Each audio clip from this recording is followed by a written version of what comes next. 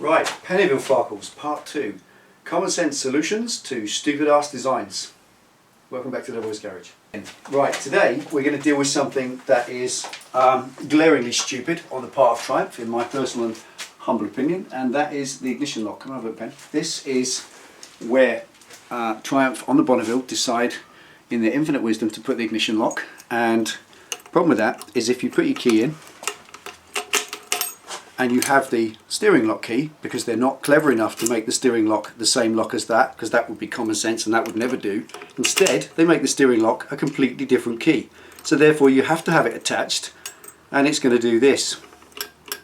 And it's going to scratch and beast all this off here, scuff all the paint. Now, because ever since Penny's had this bike, I've always made sure that rather than have the key attached, instead she just has a soft squidgy rubber Triumph keyring. That is all you can have, and when that's in there, there's no problem at all. It doesn't do any harm, and that's why there are no scraps and no damage to that. But obviously, when you look around this side, this is where Triumph decide to put your lock on the right. Now you need obviously to get that key to the right, so you've got one key that goes on the left, another key that goes on the right, and it's a different key, etc. So you can see here we are exposed the stupid ass design of the day. So what we're going to do instead is we're going to do a time-honoured thing that many Triumph owners do, and that is going to put the ignition lock here. We're going to relocate it to this left hand side, a nice little billet key relocator key. Right, so we've been shopping with our friends at Motone again. I'll put the link again at the bottom there, motone.co.uk. Go on their website, their eBay site, and you can see this. And what this is something that many of you have already seen. You've seen them on different bikes, and there it is. It is a lovely, lovely little piece of engineering. It's a billet machined from 6061T aluminium, which is an aircraft grade, highest quality aluminium. It's black anodized and logoed with the Motone logo. That's a really nice little Farkle, I love that. The holes are blind on the back, so the ignition lock screws in from the rear into two threaded holes, and then when you've got it there, it doesn't show from the front. With it also, let me be very careful with that, although it is tough as you like, you get two new bolts, which naturally are longer, and it goes in these two frame bolts, which won't be long enough. So you simply get two tensile steel bolts, which are going to go in there to replace these shorter ones afterwards, with nice billet alloy spacers as well. So we'll come to all the kit once we've got it stripped. So the first job is to get the ignition lock itself off that side, which is a simple case of taking the headlight ear off. So take the front out, take the ear off that side, move it around, and then unscrew it. There's enough cable or loom length, if you like, to just move a little bit out and fit it down there. And of course the other thing to remember is once it's fitted down here, it doesn't need that slack that it needs in the headlight because it's not turning. So that loom comes out and it's just fit straight there. Okay, so let's get the front off. Okay, first of all, vinyl wrapped front fender, so we're going to protect that with a towel. So I'm going to lay the headlight on it. Pop the headlight out of its bucket. Where are we, that side? There we are. It's just two screws at kind of 5 o'clock and 7 o'clock or 4 o'clock, whatever. There-ish. Pop it out, and that will just lay neatly on its face on the towel, snucked in there. And I'll pop the screws just in there for safekeeping so they don't go anywhere. Okay, now we're in here. This is the socket. This one is a big important socket for your ignition switch, but we may not even have to disturb it, because all I'm going to do is take off these two bolts here, or at least that one, so I can separate that and get to the inside of this ignition wire, because it just goes up inside there. There it is. That's the ignition wire. If I pull that one, you can come inside. See, it's that one there moving, and all these are held back by these little fancy fold away wire holders, and you can just remove things if you need a bit of slack. So let's get this undone first. Right, 12 mil.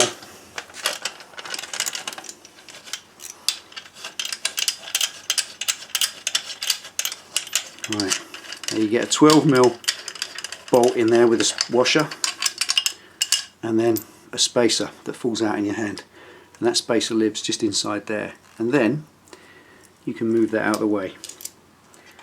But just to make life a tiny bit easier, I'm going to move that to one side as well. Now the idea of this obviously is to give us room to get the Allen key in there and undo that. And I don't want to start pulling all the wiring out the light, so that's enough access. In with an Allen key. And these are just very lightly done up. There's no real power to that at all.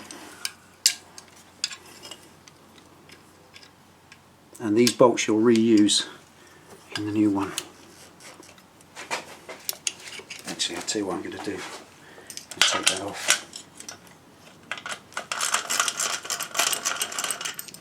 Just to give me as much room as I can. Take that off. Take that out. And if you put your hand there, catch that spacer which inevitably falls out underneath. That'll give me, yeah, a bit more room and we can get in there. Just remove that out of the way.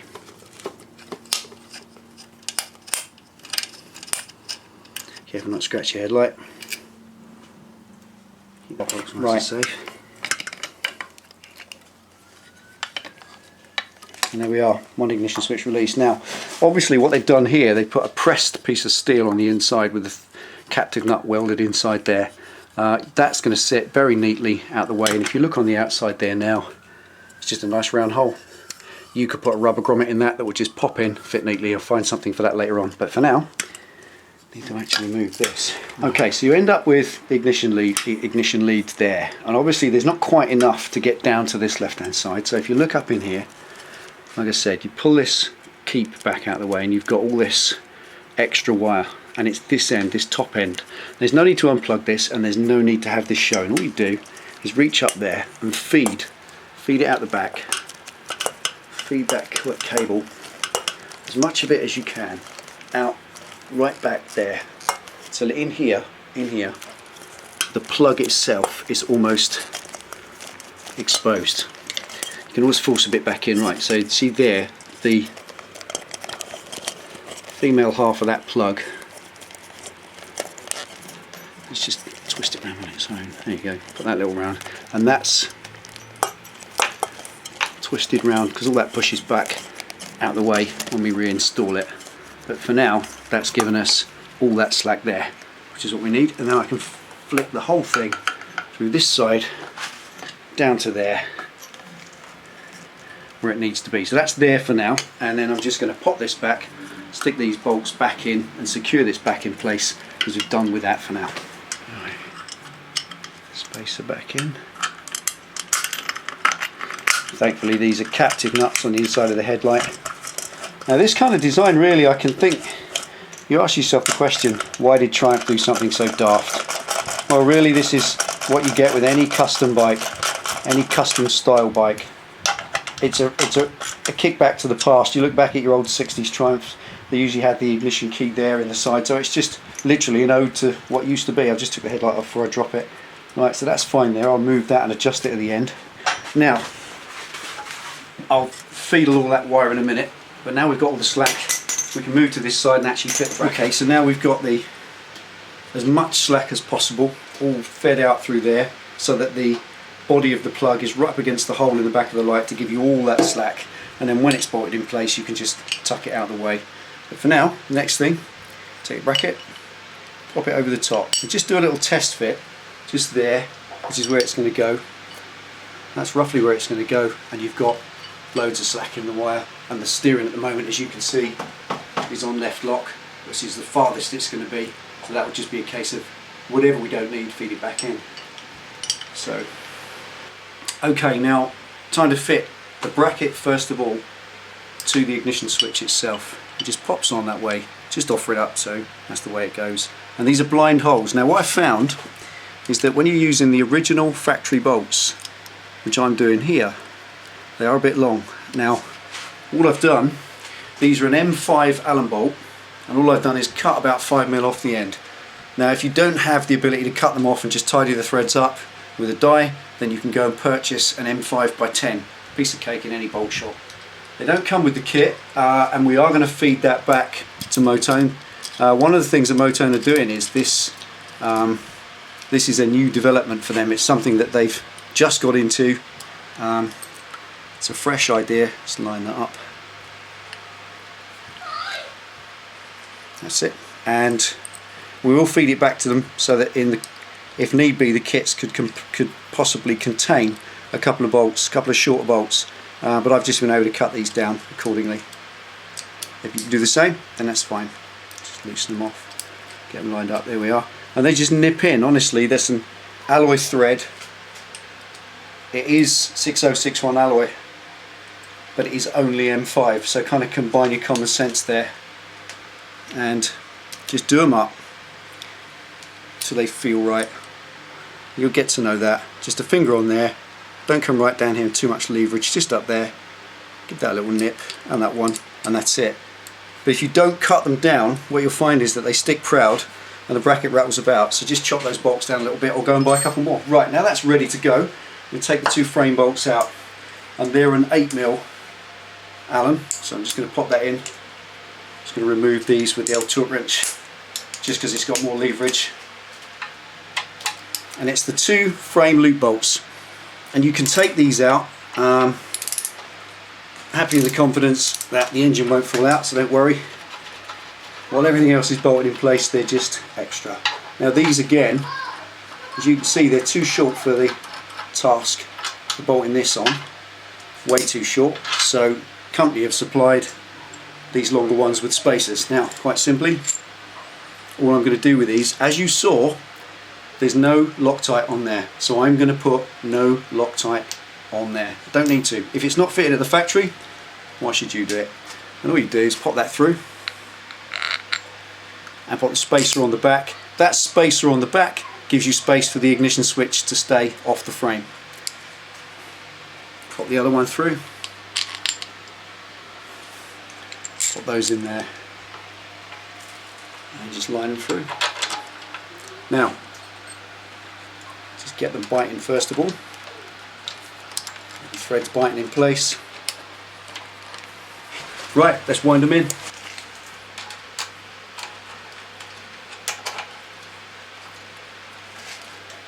Right, now this obviously is an extremely important fixing. Must torque it in place, and it is 45 Newton meters. Okay, so if those of you working old money, that's about 33 and a bit foot-pounds. So newtons are good enough. Spacer on that to get a nice straight purchase on it.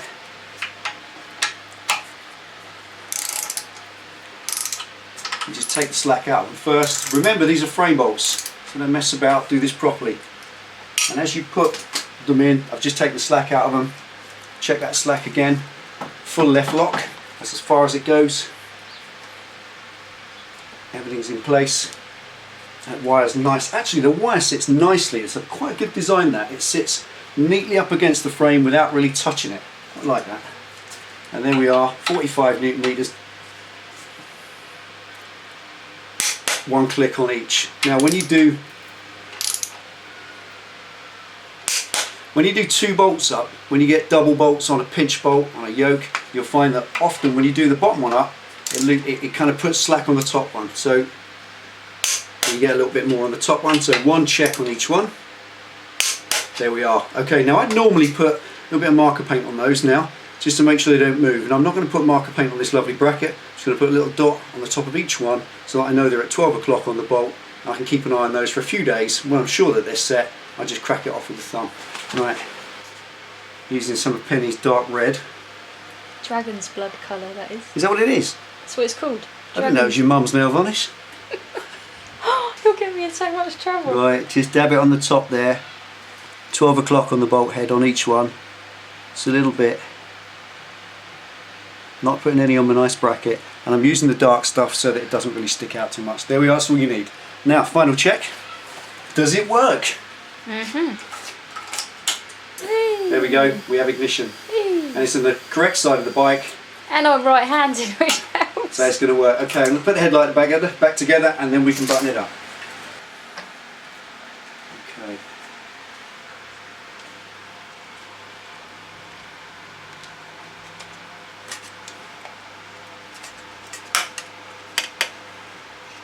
Make sure that goes in there properly, because that's when you get, if that's kind of sticking out halfway, you then get moisture in the light and you get a steamed up headlight on you. when it's raining. And Penny rides in the rain, don't you, Pen? Yeah, I do ride in the rain. Any weather. I rode through the flood the other day. It was a flood, wasn't it? Yeah. It was a flood to die for. Right. Okay. Now you can put, when you pack the headlight back in, it's important not to put too much pressure on these cableage and bits of wiring inside and plugs, because they can pinch and short circuit and so on. But as long as it goes in like that with no grief, that's fine. It doesn't have to be completely loose and free, because you won't get it that way. There's just too much in these headlights. These days this is kind of a thing of the past, headlights for the wiring, but on these old classic style bikes, this is the way they are. Screws in the side. Last one.